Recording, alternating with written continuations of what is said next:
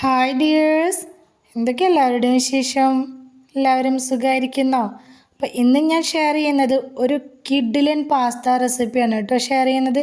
Taste എന്ന് പറഞ്ഞാൽ ഒരു രക്ഷയില്ലാത്ത ടേസ്റ്റാണ്, അടിപൊളിയാണ്. അതുപോലെ തന്നെ എളുപ്പത്തിൽ നല്ല ഹെൽത്തി ആയിട്ട് തയ്യാറാക്കി എടുക്കാൻ പറ്റിയിട്ടുള്ള ഒരു അടിപൊളി റെസിപ്പിയാണ്. നമ്മുടെ കുട്ടീസിനൊക്കെ ഒരുപാട് ഇഷ്ടപ്പെടുന്ന നല്ല ക്രീമി പാസ്ത റെസിപ്പിയാണ് കേട്ടോ ഷെയർ ചെയ്യുന്നത്. വീഡിയോയിലേക്ക് പോകുന്നതിന് മുമ്പ് വീഡിയോ എല്ലാവരും ഒന്ന് സ്കിപ്പ് ചെയ്യാതെ മുഴുവനായിട്ട് കാണാൻ ശ്രമിക്കണേ.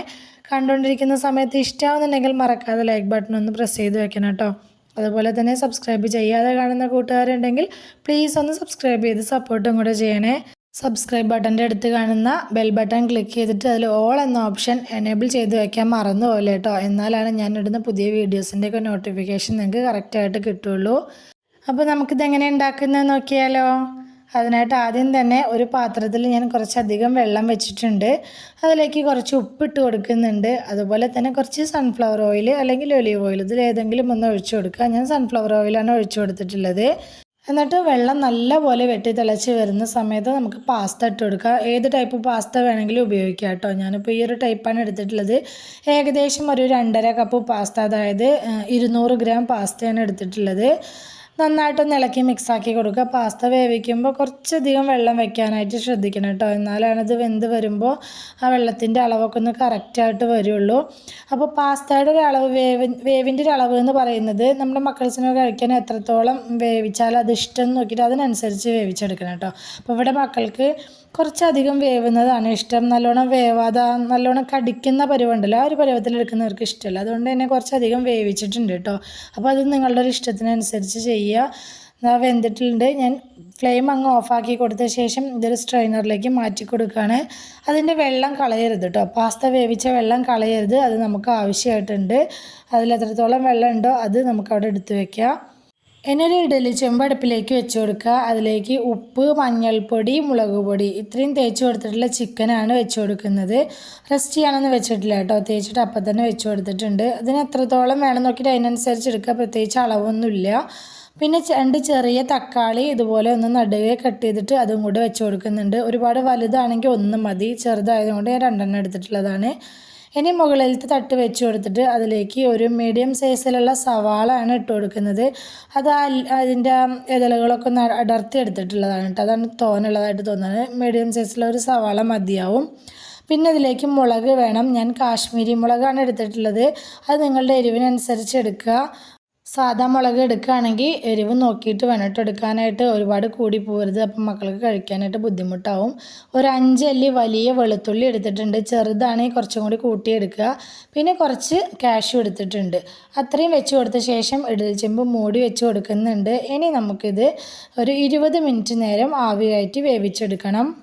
20 മിനിറ്റ് കൊണ്ട് ഇതിൽ വെച്ച് കൊടുത്തിട്ടുള്ള എല്ലാ സാധനങ്ങളും ചിക്കൻ അടക്കം നല്ലപോലെ വെന്ത് കിട്ടും കേട്ടോ. ഇതപ്പോൾ 20 മിനിറ്റിന് ശേഷം ഞാൻ മൂടി തുറന്ന് നോക്കിയിട്ടുണ്ട്. എല്ലാം അടിപൊളിയായിട്ട് തന്നെ നല്ലപോലെ വെന്ത് കിട്ടിയിട്ടുണ്ട്. ഇനി ഇതൊന്ന് ആറാനായിട്ട് ഇഡ്ഡലി ചെമ്പൊന്ന് എടുത്ത് മാറ്റി വെക്കണം കേട്ടോ. ഇതിൻ്റെ ചൂടൊന്ന് ആറിയ ശേഷം മാത്രമേ നമുക്കിത് അരച്ചെടുക്കാനായിട്ട് പറ്റുള്ളൂ. അപ്പോൾ ജസ്റ്റ് ഒന്ന് ആറുന്നത് വരെ വെയിറ്റ് ചെയ്യുക. ചൂടാറിയ ശേഷം മിക്സറി ജാറിലേക്ക് ചിക്കൻ ഒഴികെയുള്ള ബാക്കി നമ്മൾ വേവിച്ചെടുത്തിട്ടുള്ള എല്ലാ സംഭവങ്ങളും ഇതിലേക്ക് ഇട്ട് കൊടുക്കണം. ചിക്കൻ അവിടെ മാറ്റി വെക്കണം കേട്ടോ. ചിക്കൻ വെന്തിട്ടുള്ള സ്റ്റോക്ക് വാട്ടർ അടക്കം ആ കുഴിയിലുണ്ടാവും, ഇഡ്ഡലി തട്ടിൻ്റെ കുഴിയിലുണ്ടായിരിക്കും.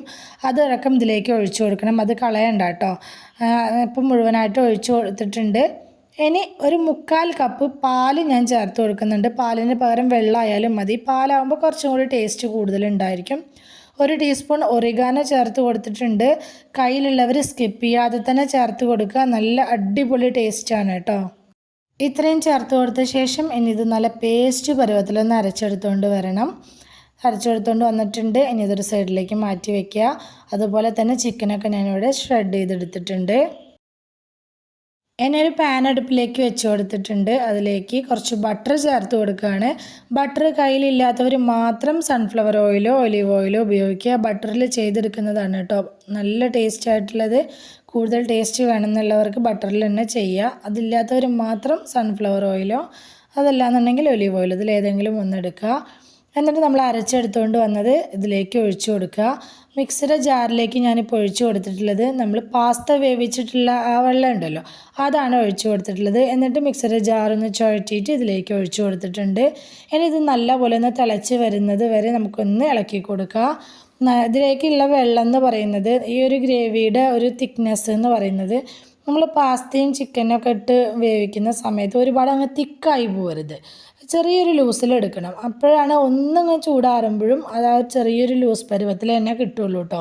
അതല്ലാന്നുണ്ടെങ്കിൽ ഇത് ഒരുപാട് തിക്കായിട്ടുള്ള ഗ്രേവിയാക്കി എടുത്തിട്ടുണ്ടെങ്കിൽ നമ്മൾ പാസ്തയൊക്കെ ഇട്ട് വേവിച്ച് അതൊന്ന് മക്കൾക്ക് കൊടുക്കുന്ന സമയമൊക്കെ ആകുമ്പോഴത്തേനും ഒന്ന് ആറുമ്പോൾ അതിങ്ങനെ ഡ്രൈ ആയ പോലെ ആയി പോകും കേട്ടോ. അതുകൊണ്ടാണ് ഞാൻ കുറച്ച് ഗ്രേവി കുറച്ച് ലൂസ് ടൈപ്പിൽ എടുക്കണമെന്ന് പറഞ്ഞിട്ടുള്ളത്. നല്ല പോലെ ഒന്ന് തിളച്ച് വന്ന സമയത്ത് ഇതിലേക്ക് ഒരു 3 സ്ലൈസ്ഡ് ചീസ് ചേർത്ത് കൊടുത്തിട്ടുണ്ട്. കയ്യിൽ ഏതെങ്കിലും ചീസ് ഉണ്ടെങ്കിൽ അത് ചേർത്ത് കൊടുത്താൽ മതി. ഈ ചീസ് തന്നെ വേണമെന്ന് നിർബന്ധമൊന്നുമില്ല കേട്ടോ. എൻ്റെ കയ്യിൽ ഇപ്പോൾ ഇത് ഉണ്ടായിരുന്നതുകൊണ്ട് ഞാൻ ഇത് ചേർത്ത് കൊടുത്തതാണ്.